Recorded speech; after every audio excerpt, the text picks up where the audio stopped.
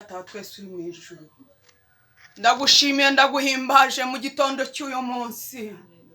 Ndagushimiye kuri umukozi w'umuhanga, ndagushimiye kuri inshuti nziza, ndagushimiye kuri umubyeyi mwiza, kugira neza bugacya bukira. Ndagushimiye ko watwimanye, ndagushimiye ko watubambye amahema Kristo, watanze ingabo nyinshi zipfa ku bwacu.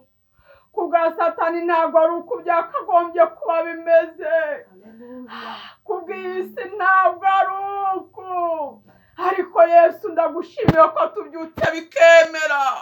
Warinze abakuru n'abatoya, waturindiye igihugu. Mwami nushimwe nuhabwe icyubahiro kuba twabyutse bikemera. Iryo nishimwe rinejeje imitima yacu, si uko hari icyo twatanze, si uko dukiranutse, si uko turi beza, ahubwo ni kubw'urukundo rwawe n'impuhwe zawe nyinshi udahwema kutugirira. Ndagushimiye kuri Imana irinda ababyeyi kwa muganga bagiye kubyara. Ndagushimiye kuri Imana yubaka ingo zigakomera. Ndagushimiye kuri Imana ihindura amateka. Ndagushimiye kuri Imana ihindura amazina. Mwaba atari uko Satani abyishimiye, Imana ishimwe. Mu gitondo cy'uyu munsi rero ndagushimiye ku Cyizere TV. Mpamagaye imbaraga z'Imana. Erega Yesu wavuga ibyawe bwakwira bugacya. Mwami Yesu tukugize uwa mbere ku Cyizere TV.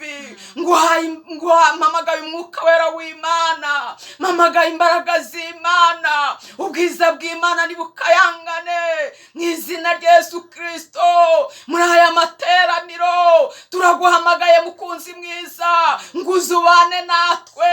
Nsengeye imitima iri butwumve mu izina rya Yesu Kristo. Iri mitima iri bwumve ijambo ry'Imana. Reka ihumurizwe nawe, reka irengerwe nawe, reka itabarwe nawe, kuko twamaze kumenya yuko ari wowe karuhura. Uri Imana ishobora byose, kandi umwigisha w'ijambo reka habwe umugisha nawe. Akibumbura akanwa ke reka arangurure wivugire mu izina rya Yesu. Ntabwo azi icyo imitima itureba mu izina rya Yesu. Iyi mitima itegereje kumva ijambo ry'Imana ntabwo azi icyo ikeneye, ariko rata Yesu kuko uri bamenya, ujye utumenyera ibidukwiriye mu gihe gikwiriye. Mwami Yesu nyemerera umushyigikire, muteretse mu kidendezi cy'amaraso ya Yesu. Reka imbaraga z'Imana zimuzenguruke. Mbisabye nize mu izina rya Yesu Kristo, amen. Mbahaye ikaze abantu mwese murimo kutwumva ku Cyizere TV.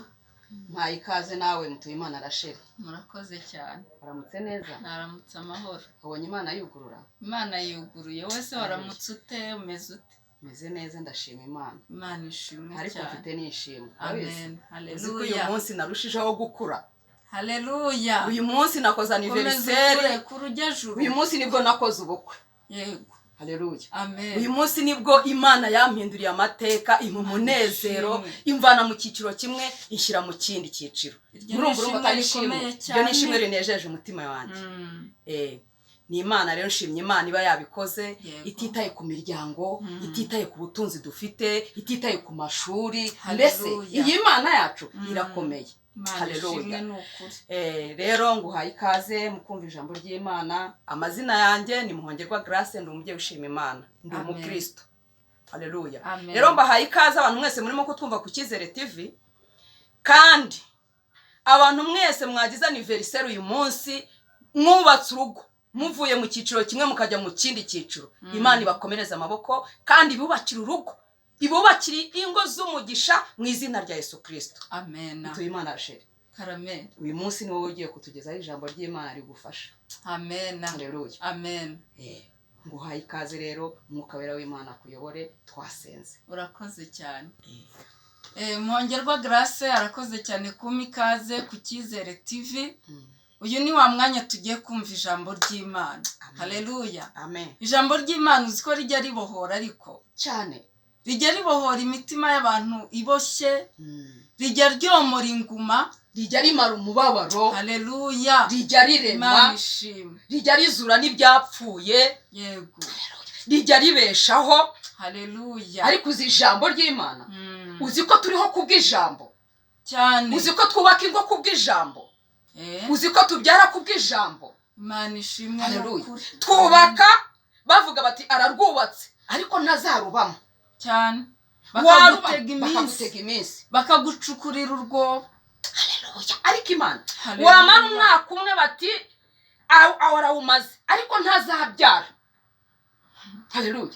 Tubyara kubw'ijambo, Imana ishimwe, tukonsa kubw'ijambo, haleluya, tugaheka kubw'ijambo, Imana ihimbaza, ingo tukazibamo kubw'ijambo. Haleluya. Imana ishimwe. Ititaye kuri gakondo, ititaye ku miryango, ititaye ku mashuri, ititaye no ku buranga.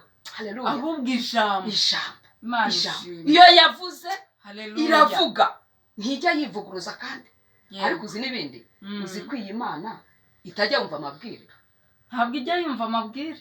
Uzi ko iyiza kuba yumva amabwire, wowe mutuye Imana Rachel ntabwo wakagombye kuba ukiri muri uru rugo uba cyane.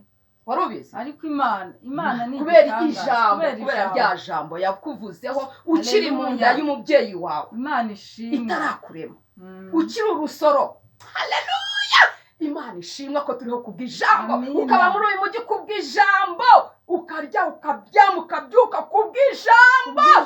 Haleluya. Imana ishimwe, Imana ihimbazwe. Reka dusome ijambo rero. Haleluya. Amen. Reka dusome ijambo ry'Imana dusanga mu gitabo cyo Kuva, ni ibice 14 ku murongo wa 13. Turasoma umurongo umwe gusa wa 13. Reka dusome mu izina rya Yesu. Amen. Mose asubiza abantu ati, mwitinya mwihagararire gusa, mureke agakiza, murebe agakiza Uwiteka ari bubazanire uyu munsi. Kuko abanyegiputa mwabonye uyu munsi mutazongera kubabona ukundi. Haleluya. Imana yacu nishimwe. Haleluya. Uyu munsi naje kukubwira ko hari Imana itabara, kandi iyi Imana itabara ntiginanirwa. Imana ishimwe. Haleluya. Izi ni inkuru z'Abisiraheli. Murabizi uburyo bari abaretwa mu gihugu cya Egiputa. Haleluya. Ariko Imana ireba umubabaro wabo, ireba uburyo bakubitwaga, ireba uburyo bakoreshwaga imirimo ireba uburyo barenganywaga. Imana ishimwe. Haleluya. Irangije ijya kubakura mu gihugu cya Egiputa. Imana ishimwe. Imana yacu igitabara. Nyamara babonaga ari ibintu bikomeye kugira ngo bazava aho hantu. Ariko kuko Imana igitabara, Imana igirinda ijambo yavuze ku muntu. Imana yari yarabasezeranije igihugu cy'i Kanani. Haleluya. Amen. Irangije rero ikomeza isezerano ryayo. Nubwo baciye mu bikomeye, ariko Imana yarabireba. Haleluya. Kuko yari yaravuganye nabo kera. Imana rero. Haleluya. Ikintu nkundiriye Imana, iyo yavuganye nawe, igendana nawe. Ibyo unyuramo byose biri kumwe nawe. Erega ntiyakure. Wowe rero mundi reka mbabwire. Uyu Muhongerwa Grace, undi ni Mama Prince, ni Mama Gloria, ni Mama mbese. Wowe rero Mama Prince, ushobora gutuma Prince. Ntugendana nawe. Ariko iyi Imana igutumye, igendana nawe.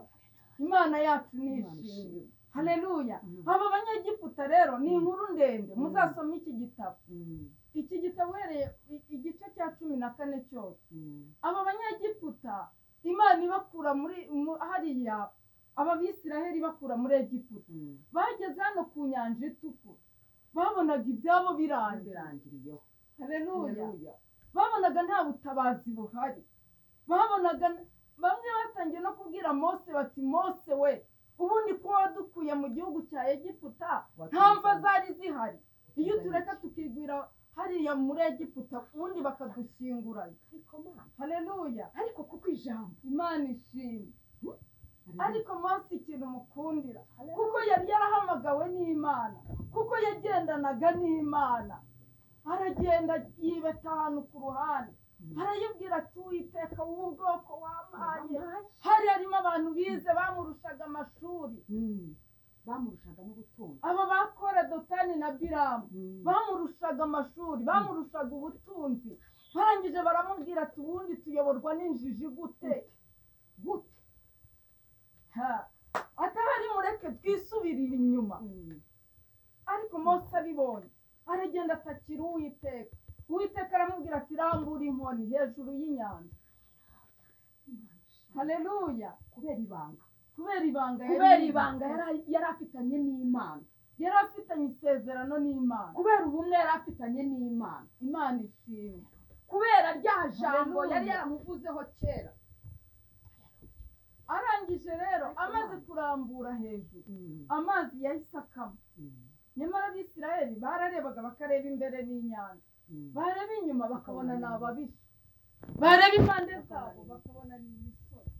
Barangije bagiye kubona babona Mose arambuye inkoni, babona hahise humuka ngo bambuka nk'abumutse nk'ahantu hatari hari amazi. Haleluya. Imana yacu nishimwe. Reka mbabwire bene data, Imana yacu iratabara. Nawe uri mu bibazo, uri mu bigeragezo ubona utabasha kwishoborera wowe ubwawe. Hari igihe uhagarara mu kigeragezo kikakurusha imbaraga, wareba ukabona birenze ubwenge bwawe, ariko iyi Mana nta na kimwe kiyirusha imbaraga. irashoboye, irihagije, nta na kimwe kijya kirenga ubwenge. kandi hari ikindi kintu nabonye, uzi ko iyije nta muntu ugigisha inama cyane, ni ukuri. n'iyije ntawitanga imbere. iza mu kibazo cyawe, Imana ikagukemurira ikibazo uko cyaba kingana cyose. ufite uburwayi umaranye igihe kirekire, wamaze kwiheba neza, uravuga uti ibyanjye byararangiye, ariko ndagira ngo ngutangarize yuko hari Imana igishobora byose. Imana ishimwe. urugo rwarakunaniye, Yego. urugo rwarakuzengereje, urimo uravuga uti nduvemo ndugumemo, ariko hagarara kigabo.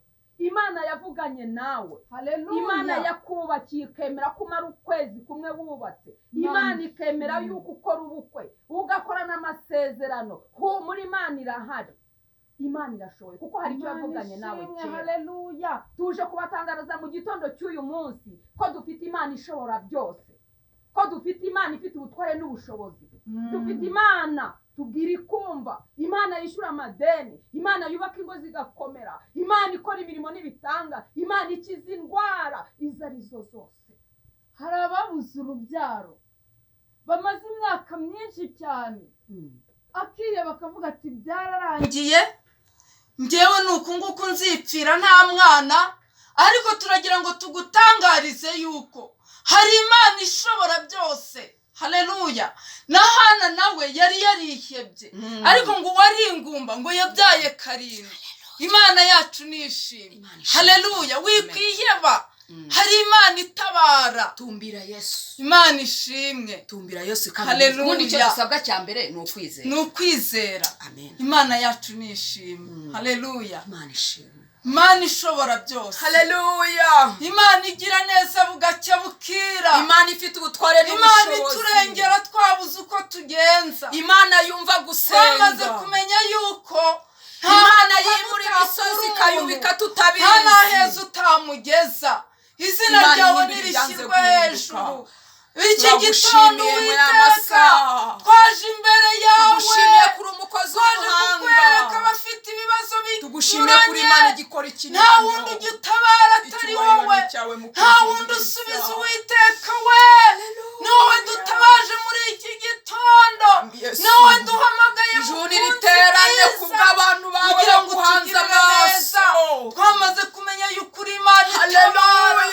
Ibyo abana b'abantu bananiwe, wowe urabishoboye mu Muri iki kunzi gitondo mwiza. turakikweretse. Niyo mpamvu tuguhamagaye Uhumuriza abantu bose, udukiza indwara abafite zananiranye, ababuze Haleluya. ababo bawumvise. Turaguhamagaye mu Mwami kunzi Nyiringabo mwiza, Imana, kuko twamaze kugira ngo kumenya uzuturengere. neza.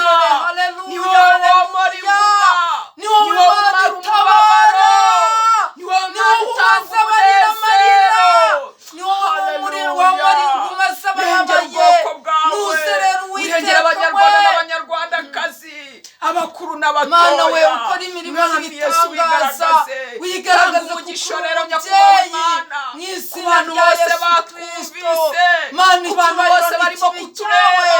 ku bantu bose Urakoze kuri baduteze Imana amatwi, ishobora byose. reka bahabwe Urakoze umugisha kuri Imana nawe. ikomeye. Rengera igihugu Izina ryawe cyacu, geneza ibihugu birimo intambara mu izina rya Yesu kandi igihugu cyacu ugihagarareho nyakubahwa Imana urindira abayobozi urinde n'abayoborwa bacu mu izina rya Yesu Kristo utanga umugisha Yesu mu buryo bwose mu izina rya Yesu Kristo bakomeza kuza no kutugirira neza komeza kudushyigikira muri byose tugusabye twizeye mu izina rya Yesu Kristo amen.